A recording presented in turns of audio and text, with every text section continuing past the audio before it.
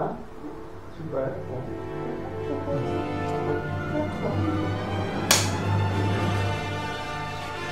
Alors, sur la question des patterns, Oui. Oui, ça va envers oui. Après, chacun son métier. Non, mais bon. Mais sur la question du motif répétitif, quand naïvement je t'ai demandé ce qu'était, je l'avoue, ce qu'était le patterns, ou le motif répétitif, et dans répétitif, tu vois, tout de suite ça me fait penser à la danse. La danse ou la sexualité? La danse sexuelle, voilà, et la répétition de quelque chose, ou pas toujours. Il faut savoir.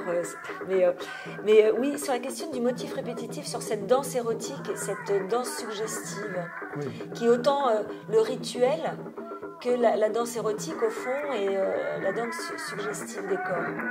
Oui, il faut penser aux danses vaudou, aux danses de trance, bien sûr, parce que ce qui m'intéresse, c'est aussi parler de la trance, on n'a pas encore parlé, mais cette répétition binaire, on peut la ressentir chez les aborigènes d'Australie avec le didgeridoo. Et donc ils entrent en transe en scandant quelques paroles, et puis ce son comme ça, qui les font entrer en transe et justement entrer dans la dimension géographique du cosmos. Et comme j'ai eu la chance de faire des transes chamaniques à New York, on faisait toujours ça avec le tambour répétitif pour entrer dans ces transes.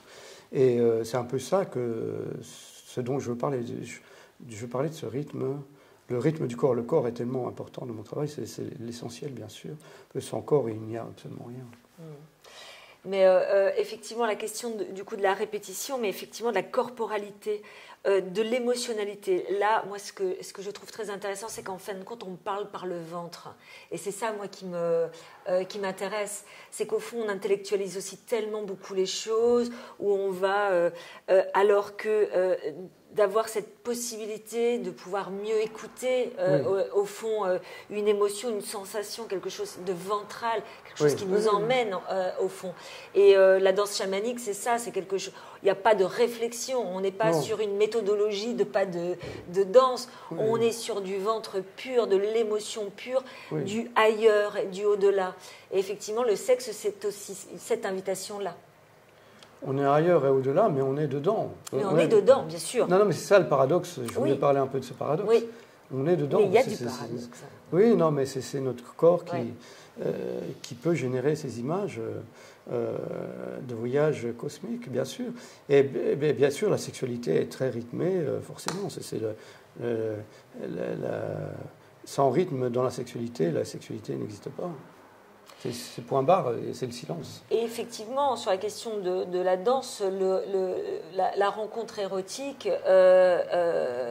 a besoin de ce rythme. Hein. Si on ne parle pas la même langue corporelle, on va avoir des difficultés à se retrouver dans un moment intime, en tous les cas. Mais pour parler de la danse, justement, j'étais à une fête à New York et il y avait une amie brésilienne qui dansait la samba. Et il y avait un groupe de samba qui était dans le lieu, donc c'est vraiment fascinant. Et c'est vrai que ça nous fait aussi rentrer dans la joie. Je voulais aussi parler de la joie. C'est cette scandation des rythmes comme ça, et de la rencontre homme-femme, ou femme-femme, ou homme-homme, nous fait en rentrer, dans un espace commun. Un espace commun, c'est le partage. L'art est un partage, bien évidemment. C'est très important. Ouais. Et c'est vrai que sur la question de la présence des corps dans ton travail, moi je voulais juste renommer que les corps, ils sont sublimés, fantasmés, désirés, suggérés. Bref, on est tout le temps un peu invité comme ça dans la lecture.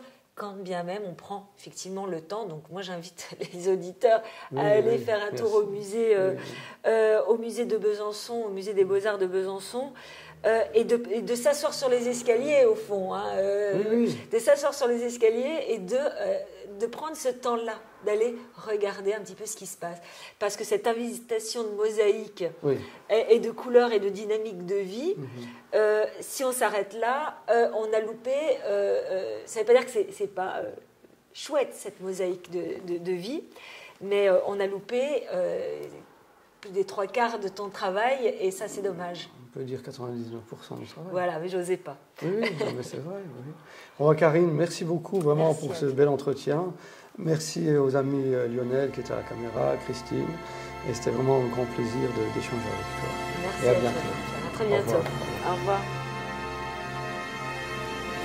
Je fais un clap de fin, peut-être. Fin.